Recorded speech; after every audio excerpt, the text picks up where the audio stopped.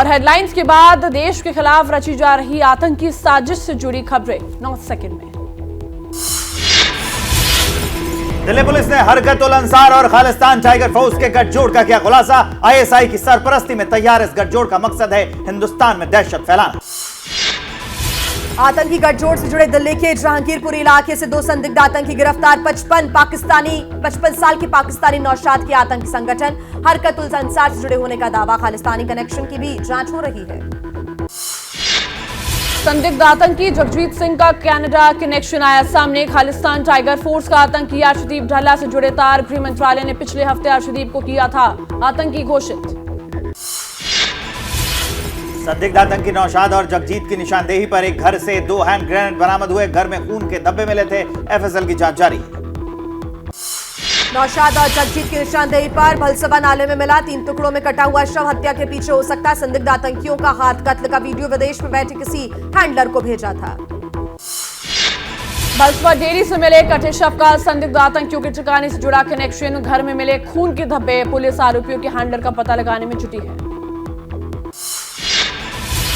सूत्रों के मुताबिक दोनों संदिग्धों ने गला रेतते हुए बनाया था वीडियो। अपने हैंडलर को भेजी थी तस्वीरें। बदले में मिले थे हैंड ग्रेनेड।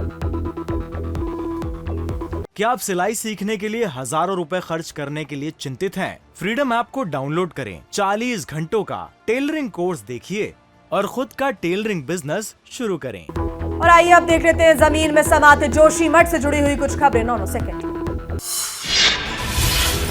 आपदा प्रबंधन की टीम आज फिर करेगी जोशीमठ का दौरा। आपदा पर सचिव, जियोलॉजिस्ट और केंद्रीय अधिकारी भी रहेंगे मौजूद। एनजीआरआई ने जोशीमठ में जियो फिजिकल सर्वे शुरू किया। जोशीमठ को लेकर सियासत जारी। कांग्रेस अध्यक्ष मल्लिकार्जुन खड़गे ने बोला केंद्र सरकार पर हमला। कहा समाधान की जगह इसरो की रिपोर्ट पर सरकार ने लगाई रोक।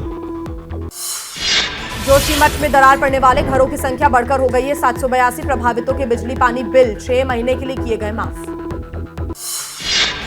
जोशीमठ के जिला मजिस्ट्रेट ने 4 वार्डों के 148 मकानों को असुरक्षित घोषित किया। खतरनाक घरों को जल्द खाली कराने के आदेश।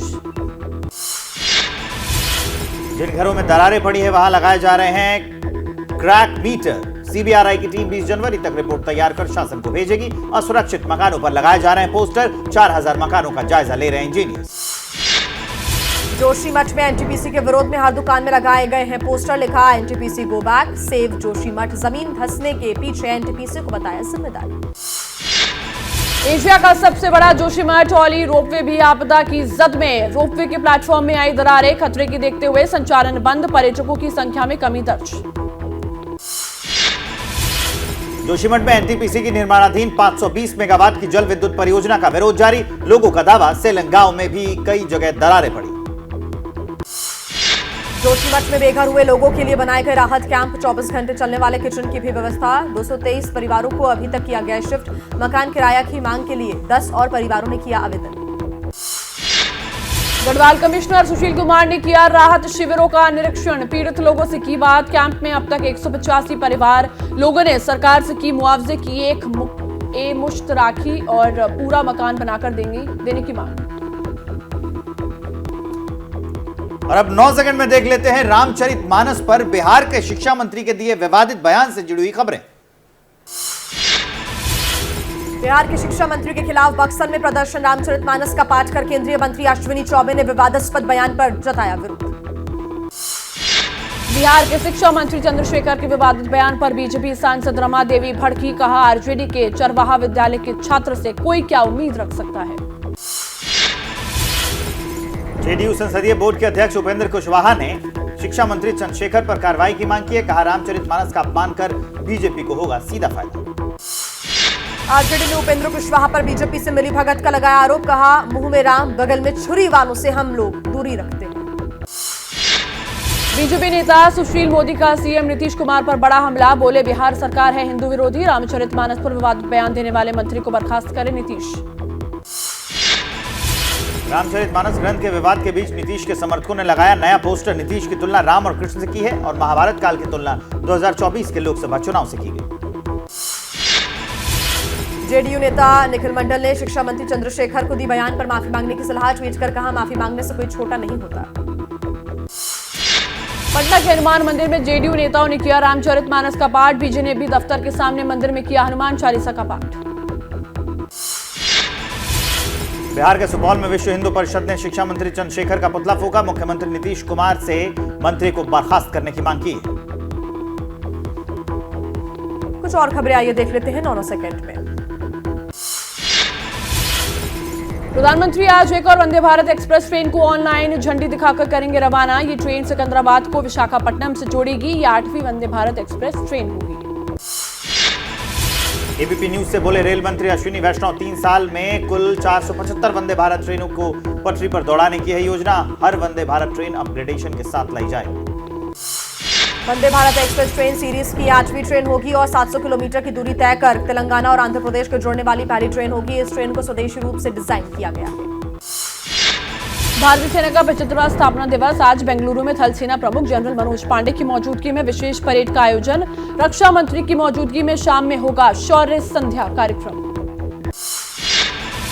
केंद्रीय मंत्री नितिन गडकरी को मिली जान से मारने की धमकी। नागपुर वाले ऑफिस में 3 बार कर्नाटक से आए धमकी के कॉल। इस मामले में जेल में बंद गैंगस्टर जयेश पुजारी का नाम आया सामने। दाऊद का भी नाम लिया उसने। धमकी मिलने के बाद बढ़ाई गई। केंद्रीय मंत्री नितिन गडकरी की सुरक्षा दफ्तर, आवास और गडकरी के कार्यक्रम वाली जगहों पर होंगे सुरक्षा के पुख्ता इंतजाम। गडकरी को धमकी मिलने के मामले में पुलिस का बयान। डीसीपी राहुल मदाने ने कहा लैंडलाइन पर धमकी भरे 3 फोन कॉल आए थे। कॉल डिटेल रिकॉर्ड खंगालने में जुटी है पुलिस। केंद्रीय मंत्री नितिन गडकरी के कार्यालय में धमकी भरे कॉल आने के बाद नागपुर में हड़कंप। गडकरी की इमारत में बगैर जांच किसी को भी अंदर जाने की इजाजत नहीं दी गई। दिल्ली में सोमवार और मंगलवार को बीजेपी राष्ट्रीय कार्यकारिणी की बैठक। पीएम मोदी कल करेंगे मीटिंग की शुरुआत। 9 राज्यों और 2014 में होने वाले लोकसभा चुनाव पर होगा मंथन। प्रधानमंत्री मोदी 27 जनवरी को करेंगे छात्रों से परीक्षा पर चर्चा। सभी लोकसभा और राज्यसभा सांसदों को कार्यक्रम में शामिल रहने के निर्देश। आज है बसपा प्रमुख मायावती का जन्मदिन। पार्टी जन्मदिन को जन कल्याण दिवस के रूप में मनाएगी। 50% युवाओं को जोड़ने का लक्ष्य है। मायावती आज प्रेस कॉन्फ्रेंस भी करेंगे। पंचतत्व में विलीन हुए दिग्गज समाजवादी नेता शरद यादव। मध्य प्रदेश के नर्मदापुरम जिले के पैतृक गांव में हुआ अंतिम संस्कार। केंद्रीय मंत्री प्रहलाद पटेल के अलावा बिहार और यूपी के कई नेता भी शामिल हुए। चुनाव आयोग ने सभी राष्ट्रीय दलों के अध्यक्षों और महासचिवों की बुलाई बैठक। रिमोट वोटिंग मशीन पर होगी चर्चा। इस मशीन के जरिए घर से दूर रहकर भी दे सकेंगे वोट। मीटिंग के लिए 16 जनवरी तय। क्या आप सिलाई सीखने के लिए हजारों रुपए खर्च करने के लिए चिंतित हैं? फ्रीडम ऐप को डाउनलोड करें। 40 घंटों का टेलरिंग कोर्स देखिए और खुद का टेलरिंग बिजनेस शुरू करें।